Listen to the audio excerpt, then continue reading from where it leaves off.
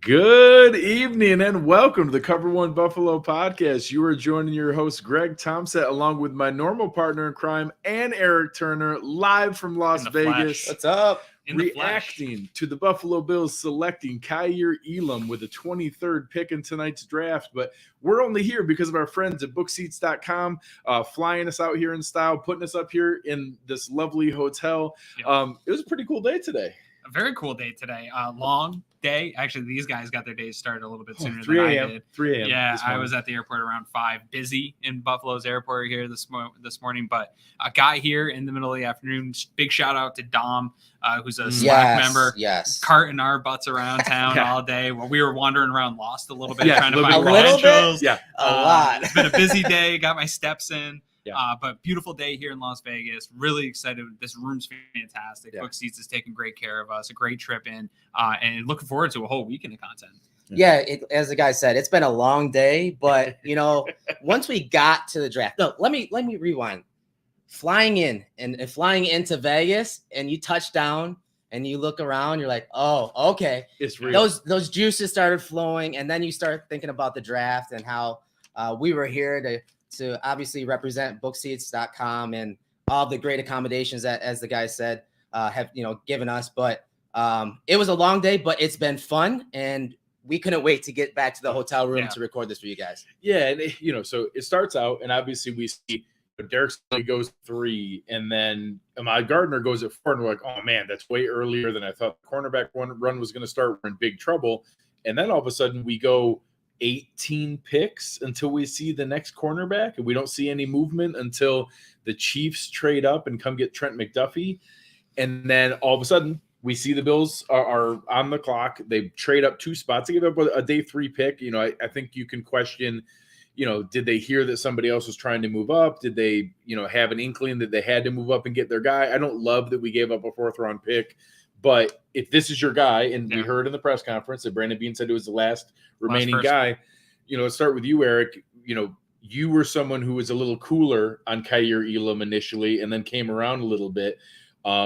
Maybe why were you cooler initially, and then what helped bring you around on this 6'1.5" corner that runs a 4.39? At least those parts are shiny, nice pieces. Right. I mean, from the top down, when you looked at him, especially his 2021 film, overall, he's really not the type of guy that, when we're talking archetypes, normally they go for those zoned corners that can play in off coverage. Obviously not the fastest type guys, more technicians, you know, and obviously guys that are later in the draft, but going and getting Elam, a guy that is the athlete, super traitsy, very, very traitsy. I said it in the car on the way back that it's like Bean listened to Twitter for the last 2 years and gave Twitter exactly what they wanted. Don't pump that up. We didn't know our own power. Yeah. But yeah, his 2021 film, I understand it was kind of up and down, inconsistent. There's talk that he was dealing with an injury and some drama behind the scenes. We don't know any of that. But the film was the film. Yeah. But when it's something with like watching this film, like some guys you're just like, okay, I got to go back and watch more. And it's something we talked about on the ride over here. Why aren't we watching more film on these guys? Not just of the prior year, the season that just finished, but prior years before that, because it's, the more sample you have, the larger sample you have, the better it is. Or why do we just write off previous year's film where a guy has good film, but then if the next year isn't equal or better, we just sort of write off that previous year. Everyone was very comfortable with Derek Stingley Jr. Everybody went, hey, he went 2019 was killer. And they're like, well, we're not sure about 2020, 2021. We're not sure, but we saw that there. I don't know why more people weren't holding up that 2020 Kaiir Elam tape. Right. Because you said it was, I don't know, on par with the 2019 Derek Stingley, but maybe the closest of anybody out of the class to that level apparently of what Stingley showed. He was the last first rounder. Absolutely. I mean, when you look at that tape, I mean, he was making plays on the ball. He had a forced incompletion percentage of 20%, which was second in the class. He had 9 PBUs, which is second in the class in 2020. And then number 1 in some other different stats against ball production. He screamed like he had the traits, and maybe something behind the scenes was going wrong. Really good one here that you picked up on in the class. He's 20 years old. Yes. So now you go 6'1.5", 4.39 40, 20 years old. What does that match up with? That matches up with a Josh Allen. That matches up with a Tremaine Edmonds. That matches up with a Ned Oliver. Why they brought him that in matches up with a Gregory Rousseau. Yeah. They go for high upside, super young, traitsy guys they know they can build with. all of us were kind of eager to see if the pick was Andrew Booth. We're going to see how far this drop goes and how serious these medical red flags were. Yeah. It's interesting to see the way that market broke. Aaron, what did you think? Who did you think the pick was going to be when it got to that point? So the scenario that we had talked about this week even was if there was a trade up, I didn't think, even though Sal Capaccio did ask Brandon Bean straight up about rumors of them trying to get up earlier, and he said they had those calls earlier than I thought they would. Yeah, he said they weren't the mystery team at 7, but they did make phone calls. They did make phone calls, right. And so my trade up scenario was more of, in my opinion, a realistic one where Andrew Booth falls past that, 13, 14, 15 stretch, and he gets into the 20s, and he maybe sitting there around 21, 22, 23, and you only have to move up a couple spots, move that day 3 pick or whatever it is, and then you go up and get your guy. I thought it was going to be Booth, but ended up being Elam. We got the visit, breaking the news on the visit this week. Yeah. Cover One did, and put that out on the tracker. And so once we saw that, you went back and watched the film again. We start to see maybe there is some smoke to Elam. We heard people that the Bills really liked Elam. I forget which scout had said something about that Frazier would like Elam the most. I think Mathis had that. Right. And so I think it makes sense. I had Booth as a higher graded player, but Bean apparently doesn't. And the rest of the NFL apparently doesn't either. So this is another one of those examples, Greg, that we talked about a lot going into this draft process that none of us know anything, guys. Especially this year, right? With all those trades. Quay Walker, linebacker 1, none of the Pickett runs. Going Pickett. And Willis wasn't even a first-round pick. Wasn't even a first-round pick. Malik Willis not even a first-round pick. We don't know anything. Nobody does. No one knows anything. Yeah. So, I thought, anyway, I thought it was going to be Booth, but I don't think even as I had Booth higher, I didn't have Elam way further down. I think they were right there, neck and neck. I had Booth as a first rounder. The rest of the NFL doesn't. Goes to show you what I know. I was the same way. I had Booth as a first round pick, a lock in the first. And then I had Elam as that first, second, fringe player. It's close. It's points. They're minor points, honestly. Well, and you see the other trades happening. I have to imagine Bean was triggered by that Chiefs trade up because we were pretty lucky and you saw the guys falling. If they get to 23 and both McDuffie and Elam are on the board, he probably feels more comfortable. Mm-hmm. When you see the trade up for McDuffie, all of a sudden, we have to take him at his word. Elam was the last first round graded player they had left. They didn't want to sit there and wait. So, again, I think 130 is a pick that still has value.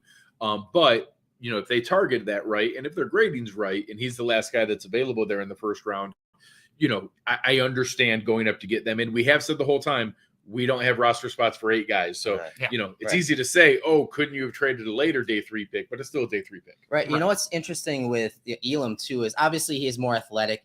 But I like his speed and off coverage as well. Like we're always going to talk about, yes, he can play up near the line of scrimmage. He can be physical. He has good feet for a guy his size. Yeah. But what I like most is in off coverage, when those offenses are throwing those short passes underneath, and usually we're just like, okay, just give him that 5 yards. He can break on those balls and make plays on the ball at the catch point, or at the very least tackle him to a minimal gain. So those aren't just gimmies in this defense anymore. Yeah.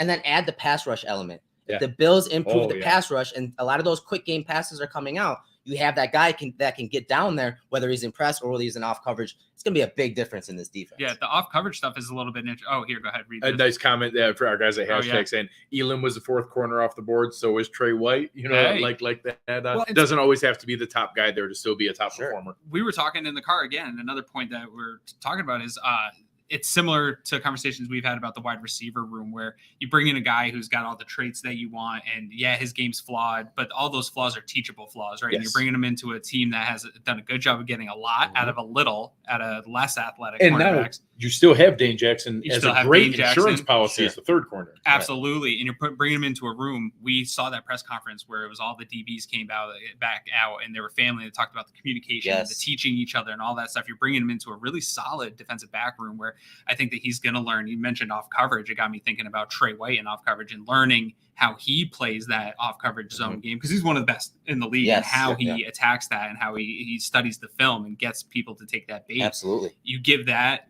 a year with Trey White, learning from a guy like that, I think is fantastic. And then also in Trey White news within that press conference, we heard that there's some hope at least at one Bills drive that Trey White might be able to be starting the year, which would make this pick and a lot different. For as conservative as our front office is, for him to be comfortable even put saying that out that, there, yes, they have to legitimately feel confident right. that his timeline is real, because they are so cautious about putting anything like that out there that if Brandon Beane at the presser tonight says, no, we are hopeful to have him back for start of the season, that would have been such an easy pawn off of, hey, we just want to let him work his timeline one day at a time. You don't have to say anything. You can give such a non-answer. For him to say that, Bills fans legitimately should feel pretty good.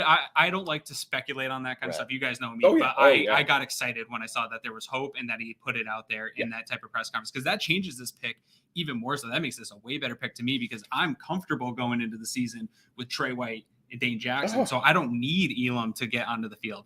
I'm still comfortable with a day one pick going onto the field if Trey isn't available, but that hope makes this pick a totally different pick. And another approach to that, another option is, okay, maybe they don't have to rush Trey White back. You have Elam who can do the man stuff that Trey White typically does, which kind of hampered the Bills defense last year. They had to do some different coverages. They can rely on what he's good at right now, when they do need to switch to man coverage. And then, again, teach him and coach him up to play those zone coverage. I do think it's an area he needs to work on, his spacing and discipline in zone. But, again, the athletic traits are there. Yeah. And if it's that first half of the season where they need him for a few games just to ease Trey White back, and then let Dane be Dane be Levi's role. It would be perfect. Right. So, obviously, you guys are going to see some awesome breakdowns. Our man over here is going to do some killer work on Kaiir Elam. I can't wait to see more detail. He probably won't sleep tonight. Yeah, you'll see a lot more. It's going to be fantastic. But before we sign off here tonight, what do we think this sets up for tomorrow? Right. We've seen some of the different stuff, some of the best available. Obviously, we've done a ton of work on our man Breece Hall. We've seen some other things. We saw I think a couple little surprises with some of the offensive linemen that went late. Cole Strange is a first round pick. We saw Linderbaum go early, Tyler Smith go early. So, you look at some of the areas where the Bills, have that, this is a spot they can move up for Breece Hall. We saw the stop at wide receiver. So Christian Watson's still out there, Sky Moore, John Mechie, George Pickens. I love Pierce, Alec Pierce. Yeah, Alec Pierce, the guy there. Dylan Parham still out there. Some guys that we can see. Sean Ryan. Yeah, Sean Ryan, another guy that could be a possibility. Bernard Raymond is a guy that was out there as a potential flexible guard tackle option that you could see move around. The kid from Ohio State. Petit Friere is another guy that's out there. Nakobe Dean didn't go in the first round. Booth is still out there. So a lot of names that are interesting here. Eric, out of the work you did, obviously, I think Breece Hall would be fantastic to see that move up for. Yeah. But anybody else that stood out? Well, I think obviously any of the running backs, because obviously those guys would push back best case scenario for the Bills and for so we don't have to deal with that for the next 5 years. The Bills taking a running back in the first round. But obviously tight ends too. Yeah, tight ends sneaky. Trey McBride, yes, one there. Yes. So those positions were push back a little bit. So I think those are two positions I'm looking at, because again, the draft was weird this first day, and it pushed some of those guys back. Who stood out for you, Ryan? Who stood out for me? What's a name other that would accept? Interior offensive line. Ryan would be one that I'm cool with. I would love to come back up and get Hall. I really would. I liked him in the first round. I was comfortable with him in the first round, but the idea of him in the second is really sexy. What would that take? So, some of the picks we talked about, I know today's values seemed a little. It was low. Teams were like, if you look at the value of what was being given up, there was Washington a lot of stuff. It was all day 3 picks. Nobody was giving up anything big. So, you talk about, I don't know if they want to go as far as 36 for the Giants. That's a big jump. I think they could do that with a 5th and like a next year 4th, something like that. I think they could do that combination to be able to go from 57 to 36. The same thing. I think you could see maybe a team like the Falcons to move down. You could see a couple others that don't have a lot of picks that need some of that, flexibility to be able to go back there. So I do think to get Breece, you're going to have to be looking. I'd really love to jump ahead of the Texans at 38. Yeah. So that 36, 37 range. So you'd probably have to give up something reasonable to be able to do that. Although you could also look at giving up a player. That there are some guys here. There's so much depth on the roster. What if there's a team who still has a decent grade on a Cody Ford, on someone, a Zach Moss, someone like that. So Moss would now make a lot of sense if the move is for Breece Hall, and you still have to give up a package of day 3 picks to go there. But now maybe Moss trades off the 5th round pick. Instead of Moss, you don't give up a 5th, you give up Moss and a future 4th with 57, and that moves you up to that 36 area.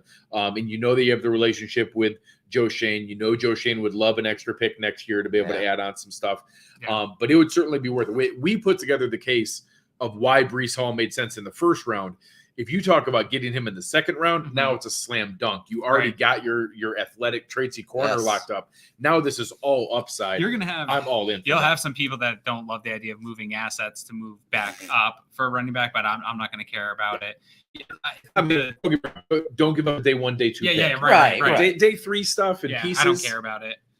You're not going to, a lot of these guys aren't going to make the roster. There's going to be situations like Wild Goose where you have a pretty good player that you'd like to keep on your roster and you're unable to do it. So that's a situation that the Bills are kind of in. But like hearing this week, the smoke about Hall and hearing smart people talk about how that made sense for the Bills and that people in the league thought it made sense for the Bills. I think that smoke was real. As soon as we sat down at the table in the media room, everyone's asking, hey, so Breece Hall tonight? Right. Yeah. Right. And I don't think that Bean saw the quarterback situation going the way it did, where those guys came off and then there was not that big gap. It was 18 picks before we saw a corner. I don't think he saw it playing out that way. And so the Breece Hall stuff, I don't think is fake. I don't think that was just smoke to get people away from picking a quarterback. I think he was legit in play at 25. The way they talked about Elam means they probably didn't have Hall as a 1st round grade, but that he's probably at the top higher end of that next tier of whatever. Which might have been in play if Elam's off the board. Who knows what would have been in play. So this is the same conversation we had about ETN. Right? If he was there, do they pick him? We don't know. Right? We'll never know. So any final thoughts? Today was awesome. We got to see all kinds of different people that we see on TV all the time, sitting next to them, walking by them, being able to be in this setup out here, giving you guys the best coverage. We saw some other Bills folks. We saw Jay Spence. Jay Spence from Buffalo Rumblings, Mike Fetz. Catalana and Dan Fetz. Had a good time talking to them. A lot of really good people. Lots of Bills fans out here, folks. A ton of Bills fans out here representing well in Vegas. And if you are out here and you happen to see any of us, say what's up. It's so cool to chat. We chatted with a couple people in the parking lot earlier that knew the show. We love that kind of stuff. That keeps us going. A family that was listening to us on the ride out here. They got to see us. I just got out of the car and was listening to you guys, is what she said. So let us know if you see us in public. Any final thoughts, Eric? No, it's I'm ready for tomorrow. All right, I'm exhausted. This was fun, but I think we're gonna see some moves tomorrow. I think there's some things around the corner that are gonna make some Bills fans very happy.